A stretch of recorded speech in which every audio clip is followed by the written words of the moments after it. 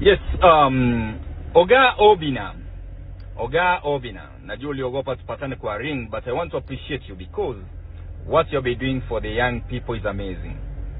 Watu wengi wamepita kwa mikono yako na wameomoka. Na pia ila tu nataka kuuliza, wanapoomoka wao wanajitoa, wengine kwa mitandao tunaona comments kwamba mlifall out.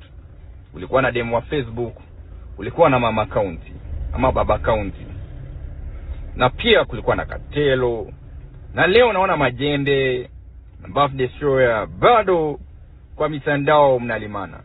Niko ready kwa reconcile. Kama umefall out, niko ready kuwapa huduma ya kuwapatanisha, because I know what you are doing is amazing. You might be doing something maybe they don't like, and they don't tell you because you are their boss.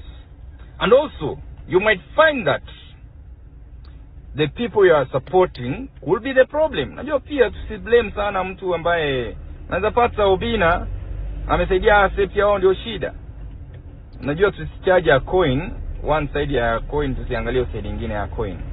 So Obina, my humble request, it won't make you a lesser Obina if you could call these gentlemen and ladies, you sit down with them, wasaidie. Kwa sababu kesho itakuwa ni huyu chalia anaitwa Kopa ama ni nani? Anatonga nani huyu jamaa? Zini Daba boy, zini yani. Yeye unaendelea kummentor na kumjenga.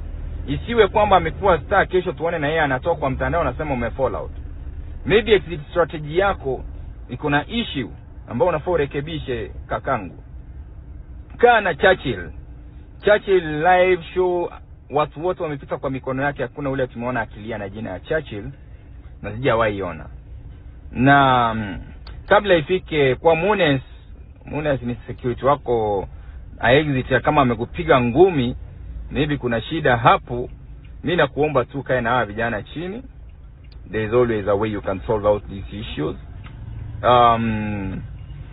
Kama Majembe alikuwa na issues zake, always you can sit down and resolve these issues. Hata Tumbili amejituma kufika mahali yako, najua mnaweza kaa chini na yeye solve these issues.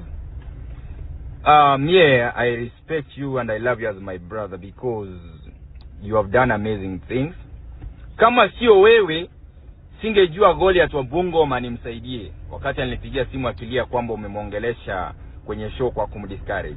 Na pia hiyo inaweza kuwa ndio strategy yako ya kufanya Wakenya ndio wakwe na sympathy. Unajua Wakenya wanakusaidianga ukiwa umedhulumiwa. Mimi hujaini nionyesha madharau.